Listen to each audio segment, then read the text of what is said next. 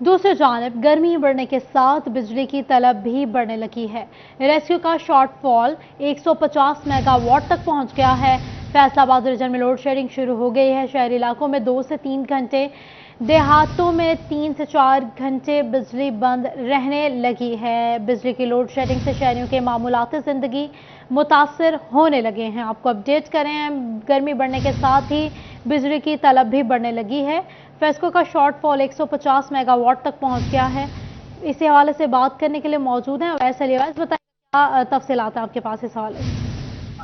जी बिल्कुल, रीजन भर में बिजली की लोड शेडिंग का जो सिलसिला है वो शुरू हो चुका है। शहरी इलाकों में 2 से 3 घंटे लोड शेडिंग जो है वो की जा रही है। देहाती इलाकों में 3 से 4 घंटे। फेस्को की जो डिमांड है उसमें भी रिकॉर्ड इजाफा देखने को मिला है और शॉर्टफॉल 150 मेगावाट तक पहुंच चुका है। बिजली की लोड शेडिंग से शहरियों के मामूलाती जिंदगी जो है वो बुरे अंदाज से मुतासर हो रहे हैं। फेस्को काम का कहना है कि शॉर्टफॉल के मुताबिक लोड मैनेजमेंट जो है वो की जा रही है। फैसलाबाद में इस वक्त गर्मी की शिद्दत में जो है अब वो इजाफा हो रहा है, जिसकी वजह से बिजली की खपत भी बढ़ गई है और बिजली की डिमांड में भी रिकॉर्ड इजाफा हुआ है। बिजली की डिमांड बढ़ने की वजह से फेस्को का शॉर्टफॉल 150 मेगावाट है, जिसकी वजह से फेस्को जो है फैसलाबाद रीजन भर में मुख्तलिफ अवकात में जो है वो लोड शेडिंग करके लोड मैनेजमेंट कर रहा है। इसके तीनों रोज फेस्को का ये कहना है कि बिजली की लोड शेडिंग जो है अब वो की गई वजारत तवानाई पावर डिवीजन के हिदायत पर आज चूंकि सुबह के काफी ही गर्मी का सिलसिला शुरू हो चुका है। लोगों की जानिब से जो है वो बिजली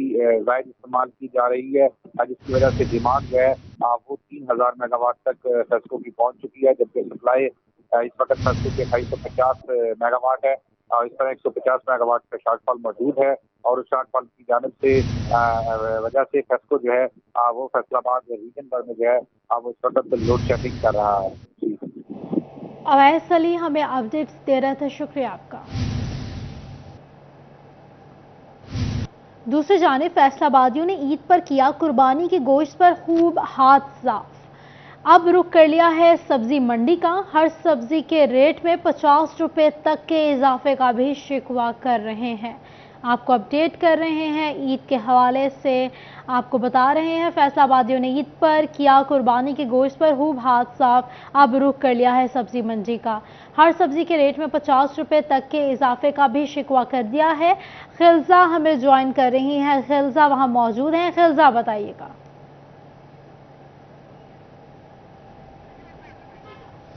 जी बिल्कुल, फैसलाबाद में ईद के 3 रोज गुजरते ही शहरियों ने सब्जी मंडी का जो है वो रुख कर लिया है। शहरियों का कहना है कि ईद की अगर बात की जाए, ईद पे 3 दिन काफी गोश्त खा लिया और गोश्त खा खाकर बहुत ज्यादा थक गए हैं, तो सब्जी मंडियों का रुख कर लिया और सब्जियां खरीदने पहुंचे हैं। अब सब्जियों की अगर बात की जाए, सब्जियों के रेट जो है वो आसमान से बातें करते दिखाई दे रहे हैं। सब्जियों के रेट कितने बढ़ गए, आप मेरे साथ शहरी मौजूद आएंगे, इस हवाले से मजीद जानते हैं। आज ही आपसे अगर मैं इस हवाले से जानूं कि ईद के 3 दिन तो गुजर गए, आज आप सब्जी खरीदने के लिए आए हैं, तो सब्जी के अगर रेट की बात कीजिए तो सब्जी के जो रेट है वो इतने क्यों बढ़ा दिए गए हैं? पता नहीं बेटा, अब इनकी मर्जी है मंडी वालों की। ना अपना डिप्टी कमिश्नर साहब ने कोई अपना इसका कोई रेट लिस्ट जारी की है, ना कोई चीज़ है। इधर सारा अपना मामलात जो हैं सारे ख़राब हैं और कम से कम 50 से 70% इन्होंने यानी रेट बढ़ा दिए हैं। और अब मैं बीमार हूँ तो मजबूरी है, मैं गोश्त खा नहीं सकता, तो इसलिए अब मजबूरी लेनी पड़ रही है। क्या करें, किधर जाएं? तो ये मसाइल है इधर। तो जितने ईद से पहले से अब कम से कम 50 से 70% रेट बढ़ चुके हैं सब्जियों के, तो मजबूरी में ख़रीदनी पड़ रही है। क्या करें? जी बिल्कुल, मेरे साथ जो है वो दुकानदार जो है वो मौजूद आएंगे, इनकी जानब चलते हैं, उनसे जानते हैं। आज ही बताओ, आप सब्जी बेच रहे हो, आप क्या कहोगे, रेट जो है वो इतने क्यों बढ़ा दिए गए हैं? जितने पीछे से मिलते हैं उतने हम आगे बेच देते हैं। जी बिल्कुल, दुकानदारों का कहना है कि पीछे से जो रेट है वही बहुत ज्यादा जो है वो मिल रहे हैं। मेरे साथ और जो है वो कुछ शहरी जो है मौजूद है, इनकी जानब चलते हैं और उनसे जानते हैं आज जो सब्जी खरीदते दिखाई दे रहे हैं कि जो रेट जो है वो कितना जो है इसमें फर्क जो है वो दिखाई दे रहा है।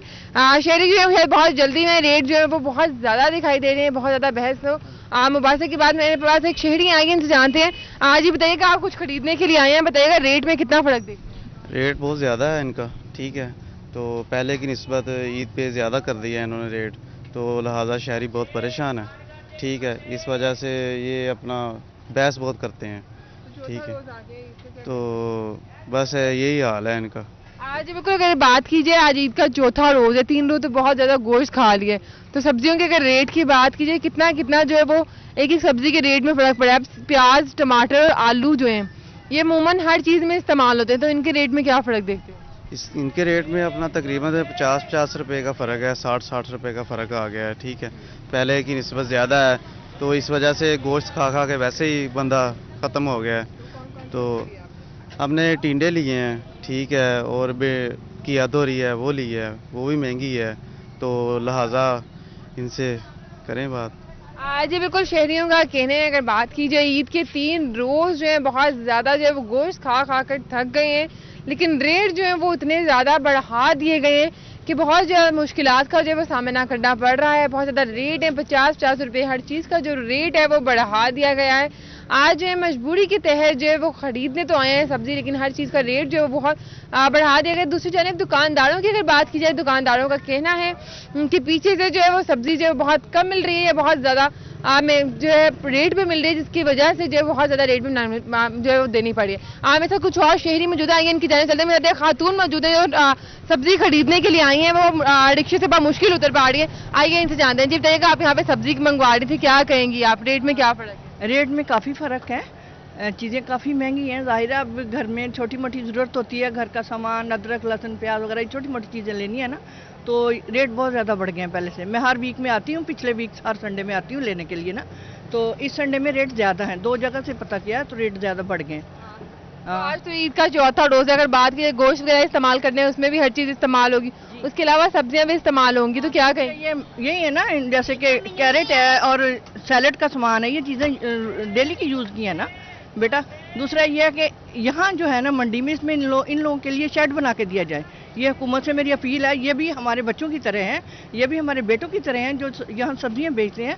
प्लीज़ इनका थोड़ा सा ख्याल करना चाहिए इन लोगों को, ये बहुत गर्मी में काम करते हैं, बच्चे हैं, इनके लिए भी सहूलत होनी चाहिए। जी बिल्कुल, शहरियों का कहना है अगर बात की जाए रेट के हवाले से, तो रेट जो है वो बहुत ज़्यादा जो है वो बढ़ा दिए गए हैं। लेकिन अगर दूसरी जानिब देखा जाए, दुकानदार हजरात जो है उनके लिए भी काफ़ी मुश्किलात का सामना उन्हें करना पड़ रहा है। पीछे से जो रेट्स हैं वो इतने ज़्यादा मिल रहे हैं कि उन्हें उसी हिसाब से अपने रेट देने चाहिए। शहरियों का कहना है कि बात की जाए सब्जियाँ खाने के, गोश्त भी आपने खाना है, गोश्त में अमूमन जो चीज़ें इस्तेमाल है, प्याज, टमाटर जो ओके। अच्छा खिलसा, मंडी में रश की सूरत हाल क्या है? ईद का चौथा दिन है, रश में कमी है या फिर आवाम बाहर आई है?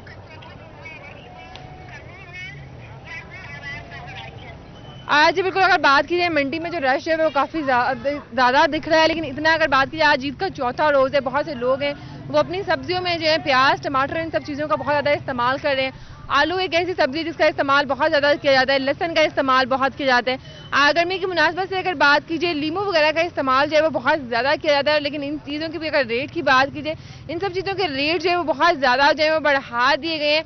बहुत से ऐसे शहरी हैं, उनका कहना है कि हम लोगों ने गोश्त वगैरह बनाना है, अगर गोश्त की भी डिफरेंट डिशेस बनानी है, बारबेक्यू करना है, इस पर लीमू का इस्तेमाल होगा। इसके अलावा अगर हम लोगों ने डिफरेंट सब्जियां बनानी है, प्याज और टमाटर जो है कढ़ाई बनाना है, कोरमा बनाना है, इन सब चीज़ों में बहुत ज़्यादा जो है मिकदार में इस्तेमाल किया जाएगा। हमें अपडेट कर रही थी, शुक्रिया खिलजा आपका।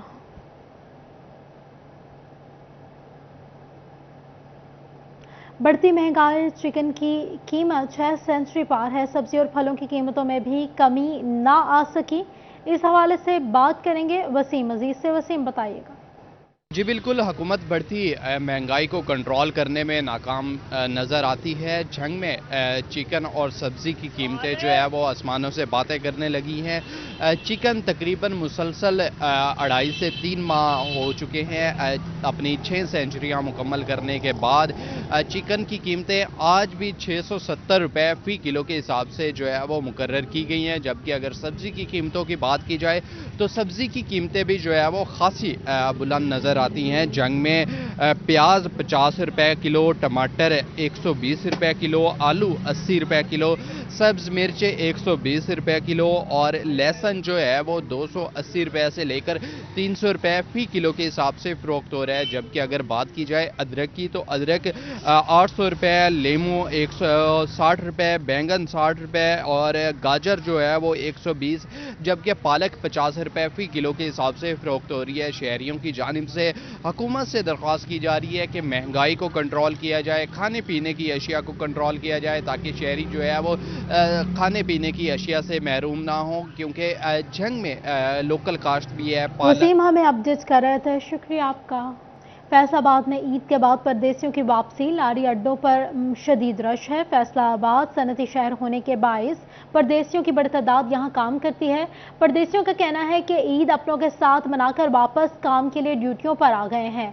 अहमद साद हमें मजीद बताएगा अहमद। हाँ जी बिल्कुल, ईद की छुट्टियां खत्म होने के बाद परदेसियों का जो है अपने यहाँ पे काम काज के लिए फैसलाबाद में वापसी का जो सिलसिला है वो शुरू है, क्योंकि ईद जो है अपने अजीज़ों कारब अपने प्यारों के साथ मनाई। उसके बाद जो है ईद की छुट्टियां खत्म हो गई हैं, तो परदेसियों की बड़ी तादाद ने जो है वापसी का जो सिलसिला है वो शुरू कर दिया है। इस टाइम जो है लारी गड्ढों में परदेसियों की वापसी का शदीद रश पड़ गया है, क्योंकि फैसलाबाद एक सनती शहर है। यहाँ पे जो है वो काम काज के लिए दूर दराज से जो है वो आए होते हैं, लोग परदेसी आए होते हैं यहाँ पे काम काज करने के लिए। तो इस टाइम जो है लारी गड्ढों में रश पड़ गया है। इसी वाले से हमारे पास यहाँ पे कुछ शहरी मौजूद है, उनसे पूछते हैं। अच्छा भाईजान, ये बताइएगा कहाँ के रहने वाले हैं, कहाँ से आए हैं और ईद की छुट्टियाँ गुजार रहने वाले हैं? ईद मनाने के लिए मुल्तान गए हुए थे, अब ईद की छुट्टियां ख़त्म हो गई हैं और हम मतलब काम काज के लिए वापस आ गए फैसलाबाद। बिल्कुल, जैसे कि एक और भी यहाँ पे हमारे साथ मौजूद हैं परदेसियों से पूछते हैं, आप कहाँ के हैं और ईद की छुट्टियाँ कैसे गुजरी, अब वापस काम काज पे आ गए? अस्सलाम वालेकुम, मैं ठोबा ठेक सिंह का हूँ और ईद की छुट्टियाँ हुई थी तो मनाने के लिए घर गए थे। अब ईद की छुट्टियाँ ख़त्म हो गई हैं, अब हम फिर आए हैं कारोबार पर। हाँ जी बिल्कुल, जैसे कि जो परदेसी हैं उनका भी ये कहना है कि ईद की छुट्टियां क्योंकि अब ख़त्म हो गई हैं, ईद जो है अपने प्यारों के साथ अपने यहाँ पे मना लिया है। अब जो है काम काज के लिए दोबारा जो है यहाँ पे फैसलाबाद का रुख किया है। तो इस टाइम जो है लारी गड्ढों में परदेसियों की वापसी का जो सिलसिला है वो शुरू हो चुका है। बड़ी तादाद में जो परदेसी यहाँ पे आ रहे हैं, अपने बाई इलाकों से यहाँ पे आ रहे हैं ईद की छुट्टियाँ ख़त्म होने के बाद। और इस टाइम जो है यहाँ पे परदेसियों का भी साथ साथ बहुत शुक्रिया अहमद अपडेट करने के लिए। पेप ने बरसात के मौसम में स्कूल मालिकान के लिए हिफाजती तदाबीर का मुरासला जारी कर दिया है। स्कूल मालिकान हस्ता हाल इमारत, छतों और दीवारों की फौरी मरम्मत करवाएं। ज़्यादा हस्ता हाल इमारत से स्कूल को मुंतकिल कर दिया जाए, मुरासला जारी कर दिया गया है। आपको अपडेट कर रहे हैं, पेप ने बरसात के मौसम में स्कूल मालिकान के लिए हिफाजती तदाबीर का मुरासला जारी कर दिया है। स्कूल मालिकान हस्ता हाल इमारत, छतों और दीवारों की फौरी मरम्मत करवाएं। ज़्यादा हस्ता हाल इमारत से स्कूल को मुंतकिल कर दिया जाए, मुरासला जारी कर दिया गया है। ज़्यादा हस्ता हाल इमारत से स्कूल को मुंतकिल कर दिया जाए। आर्जी बिल्डिंग में मुंतकिली की सूरत में मुकम्मल एड्रेस से मुतालिक नोटिस बोर्ड अवेजा किए जाएं, ऐसा कहा गया है मुरासले में। स्कूल में बच्चों को बाहिफाजत बिठाने के लिए इंतजामात करें, मुरासला जारी कर दिया गया है। स्कूल की इमारत का वो हिस्सा जो बच्चों के बैठने के लिए ख़तरनाक या हस्ता हाल हो, उसे कमरा जमात के तौर पर इस्तेमाल ना किया जाए। बच्चों को उस कमरे से दूर रखा जाए, मुरासला जारी कर दिया गया है। बरसात के मौसम में बच्चों को स्कूल की चार दीवारी के करीब ना पढ़ाएं और ना ही खेलने दें, मुरासला जारी कर दिया गया है। बरसात के मौसम को मद्देनजर रखते हुए इस बात को यकीनी बनाएं कि बारिश का पानी स्कूल में या इसके इर्द गिर्द खड़ा ना हो। निगरान वज़ीर आला पंजाब मोहसिन नकवी की ईद उल अज़हा के तीनों रोज़ फैसलाबाद समेत पंजाब भर में सफाई के बेहतरीन इंतजामात पर पूरी टीम को मुबारकबाद। कहते हैं सूबाई वज़रा, commissioners, deputy commissioners, solid waste कंपनियों, लोकल गवर्नमेंट, स्पेशल ब्रांच के अफसरान और स्टाफ की कारकर्दगी काबिल तहसीन रही। सूबाई वज़रा ने ईद पर सफाई ऑपरेशन को मेहनत से मौसर अंदाज में मॉनिटर किया। सफाई के बेहतरीन इंतजामात से सॉलिड वेस्ट कंपनियां, इंतजामिया और मुतल्लिका इदारे शहरियों के तोक़ात पर पूरा उतरे। सफाई इंतजामात के हवाले से ताउन पर शहरियों का शुक्रिया अदा करते हैं। शहरों को साफ सुथरा बनाने के लिए इसी जज्बे, मेहनत और लगन से काम जारी रखने की हिदायत की।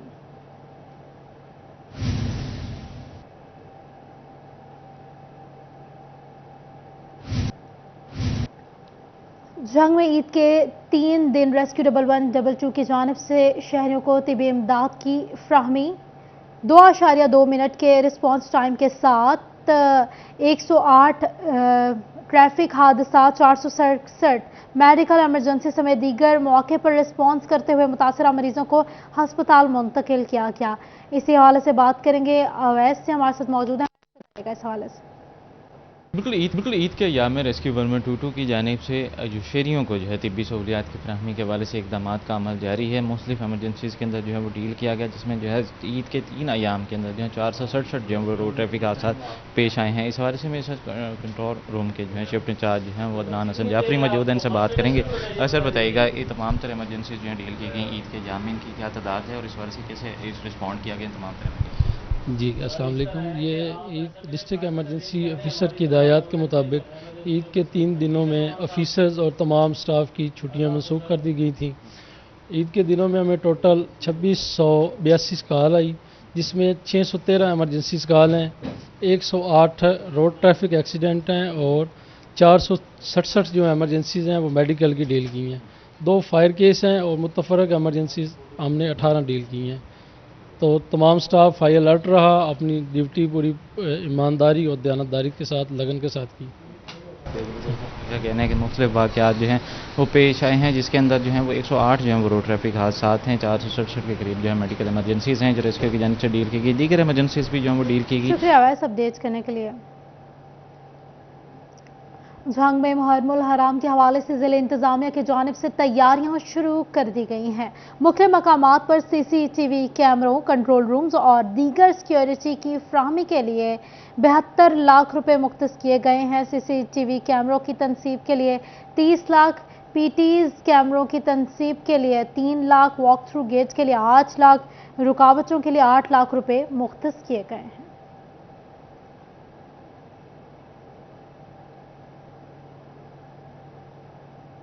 दूसरी जानिब federal board of revenue and finance act 2023 लागू कर दिया है। जायदादों के इंतकाल पर फाइलर और नॉन फाइलर्स के लिए टैक्स की शरह बढ़ा दी गई है। जायदाद फरोख्त करने वाले फाइलर्स पर एडवांस इनकम टैक्स 2 से बढ़ाकर 3% और नॉन फाइलर्स के टैक्स में 6% इजाफा कर दिया गया है, जबकि खरीदारों के लिए एडवांस इनकम टैक्स की शरह 10.5% कर दी गई है। इस हवाले से बात करेंगे उमैर अजमत से। उमैर बताइएगा। जी, फेडरल बोर्ड ऑफ रेवेन्यू ने फाइनेंस एक्ट 2023 लागू कर दिया है, जिसके बाद जो जायदादों की खरीदो फरोख्त पर इंतकाल के वक्त FPR के टैक्सेस हैं उनमें इजाफा कर दिया गया है, जो कि सेक्शन 236C और 236K की मद में एडवांस इनकम टैक्स की शक्ल में वसूल किए जाते हैं। और इस हवाले से कोई भी शहरी जो कि एक्टिव टैक्स पेयर लिस्ट में मौजूद है, यानी कि वो फाइलर लिस्ट में मौजूद है और वो जायदाद फरोख्त करता है, तो उस पर FPR का जो टैक्स है वो 2% से बढ़ाकर 3% कर दिया गया है। ताहम अगर वो नॉन फाइलर है या फिर एक्टिव टैक्स पेयर लिस्ट में उसका नाम मौजूद नहीं है, तो उसके लिए टैक्स की शरह जो है वो 4% से बढ़ाकर 6% कर दी गई है। इसी तरह जायदाद जो ख़रीदने वाले हैं उनके लिए भी टैक्स की शरह बढ़ाई गई है। अगर कोई भी शहरी जो कि टैक्स नेट पे मौजूद है, वो एक्टिव टैक्स पेयर लिस्ट में मौजूद है और वो कोई भी प्रॉपर्टी ख़रीदता है, तो उसके लिए टैक्स की शरह जो है जो कि गुज़िश्ता माली साल के दौरान 2% थी, उसमें 1% इजाफा करके उसको 3% कर दिया गया है। ताहम अगर वो नॉन फाइलर है या फिर एक्टिव टैक्स पेयर लिस्ट में उसका नाम मौजूद नहीं है, तो उसके लिए जो एडवांस इनकम टैक्स की शरह है वो 7% से बढ़ाकर 10.5% कर दी गई है। इसी तरह मैन अपडेट करने के लिए। अहमदपुर सियाल में ईद के रोज दुकान में मुबैना शॉर्ट सर्किट से आतिशज़दगी का मामला। अंजुमन ताजरान ने मुतासरा दुकानदार के हमरा प्रेस कॉन्फ्रेंस की। बिस्मिल्लाहिर्रहमानिर्रहीम। आज अंजुमन ताजरान अहमदपुर सियाल एक प्रेस कॉन्फ्रेंस करने जा रही है, जिसमें हमारे तमाम अहबाब ताजरान के मौजूद हैं। 29 जून को अहमदपुर सियाल की तारीख में एक इंतहाई स्याह दिन है, जब हमारे एक ताजर भाई की दुकान में आग लगी। बदकिस्मती ये है कि सुबह 5 बजे आग लगती है। तहसील हेडक्वार्टर अहमदपुर सियाल में फायर ब्रिगेड की गाड़ी नहीं है। मैं इस बहस में तो नहीं जाता ये क्यों नहीं थी, लेकिन कम अज़ कम बहैसियत एक ताजर के मैं ये पूछने का हक़ ज़रूर रखता हूँ कि कम अज़ कम 5000 दुकानों पर मुश्तमिल शहर तहसील हेडक्वार्टर अहमदपुर सियाल में फायर ब्रिगेड की गाड़ी का न होना एक सवालिया निशान है। अगर फायर ब्रिगेड की गाड़ी अहमदपुर सियाल में होती, वक्त पर पहुंचकर बर वक्त अगर कार्रवाई की जाती, तो जो नुकसान 100% हुआ है वो कम अज़ कम 20-30% होता, 70% दुकान बच जाती। हुआ ये है कि सुबह 5 बजे आग लगी है, 5:30 बजे और तकरीबन 8 बजे 7:30 8 बजे जाके गाड़ी आई है, तब तक पूरी दुकान जल के राख हो चुकी थी। भाई रमज़ान साहब जो कि राम बिरादरी से ताल्लुक़ रखते हैं और मशहूर कारोबारी शख्सियत है, इनके वालिद साहब मोहतरम वो भी कारोबारी शख्सियत है, तो उन्होंने उनका कम अज़ कम करोड़ों में, जो कि 5 करोड़ से ज़्यादा का नुकसान बताया जा रहा है, हुआ है। और फिर ये टैक्स पेड है। जिस कंपनी का ये काम करते हैं वो कंपनी गवर्नमेंट को लाखों रुपए नहीं बल्कि करोड़ों रुपए टैक्स पे करती है, जिसका इनका नुकसान हुआ है। तो अब मसला ये है कि पूरे अहमदपुर सियाल के ताजर बिरादरी बल्कि पूरे पाकिस्तान की ताजर बिरादरी भी हुकूमत पाकिस्तान को टैक्स पे करती है, जिससे मुल्की इदारे मुल्की निज़ाम चलता है। और आज जब हमारे ऊपर ये मुश्किल वक्त आया, हमारे साथी के एक भाई पे मुश्किल वक्त आया और उसका दुकान जलकर राख हुई है, तो अब हुकूमत पाकिस्तान बिलखसूस हम तक पंजाब गवर्नमेंट और डीसी झंग साहब से ये मुल्तमस है, इल्तमास करते हैं कि इनकी हर हाल एक इन्वेस्टिगेशन टीम बनाई जाए। पूरी अंजुमन ताजरान के दोनों अहबाब, तमाम ताजरान मुतफिका तौर पर यह मुतालबा कर रही है कि डीसी साहब जब कल छुट्टियां खत्म होकर दफ्तर खोल रहे हैं तो वो इसकी एक इन्वेस्टिगेशन टीम बनाए, वो टीम आके इनके नुकसानात का जायजा ले और हमारे इस भाई की हर हाल ज़्यादा से ज़्यादा हुकूमती सतह पर सपोर्ट की जाए, ताकि ये दोबारा अपने पाँव पर खड़ा होकर अपने बच्चों की रोजी रोटी कर सके। नंबर 1। नंबर 2, हमारा ये पुरजोर मुतालबा है और अगर ये मुतालबा न माना गया तो हम इस पर एहतजाज भी करेंगे कि फायर ब्रिगेड की जो गाड़ी गढ़ मोड़ पे है, हमें उस पर एतराज़ नहीं है। अगर गवर्नमेंट वहाँ रखना चाहती है तो रखे, लेकिन तहसील हेडक्वार्टर अहमदपुर सियाल में फिल फॉर एक फायर ब्रिगेड की गाड़ी अवेल की जाए, जहाँ तमाम दफातर अहमदपुर सियाल में, तहसील हेडक्वार्टर्स, जजेस की कॉलोनी अहमदपुर सियाल में, कम अज़ कम 5000 पर मुश्तमिल कारोबारी तबका अहमदपुर सियाल में, लाखों की आबादी अहमदपुर सियाल में। और यहाँ जब फायर ब्रिगेड की गाड़ी नहीं होती, जब भी नुकसान होता है, फायर ब्रिगेड के ना आने से ज़्यादा नुकसान होता है, फिल फॉर फायर ब्रिगेड की गाड़ी एक यहाँ हर हाल दस्तियाब की जाए। ये हमारा पुरजोर मुतालबा है, बसूरत दीगर हम इस पर एहतजाज भी करेंगे। इसलिए आज की ये प्रेस कॉन्फ्रेंस इसीलिए हमने ये की है कि हमारे साथी के साथ ज़्यादा से ज़्यादा ताउन किया जाए, एक कमेटी बनाई जाए जो आके जायज़ा ले, नुकसान जितना हुआ है उसका जायज़ा ले और नुकसान उसके मुताबिक गवर्नमेंट पहले भी देती आ रही है, कोई पहला हमारा मुतालबा नहीं है।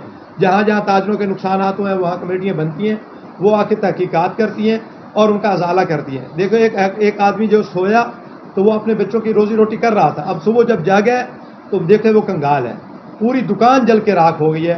तो आज हम तमाम ताजरान भाई, हमारे तमाम जिम्मेदारान, हम प्रेस कॉन्फ्रेंस के जरिए डीसी साहब से, एसी साहब से और पंजाब गवर्नमेंट से ये इल्तमास कर रहे हैं मीडिया के वसातत से कि हमारी इस बात को सुना जाए, इस पे मन्नो अमल किया जाए। हमारे भाई मोहम्मद रमज़ान साहब का जो नुकसान हुआ है उस पर कमेटी बना के उनको उसका अजाला कराया जाए और अहमदपुर सियाल के में एक फायर ब्रिगेड फिल फॉर फौरन दी जाए, जिसकी हमें अशद ज़रूरत है।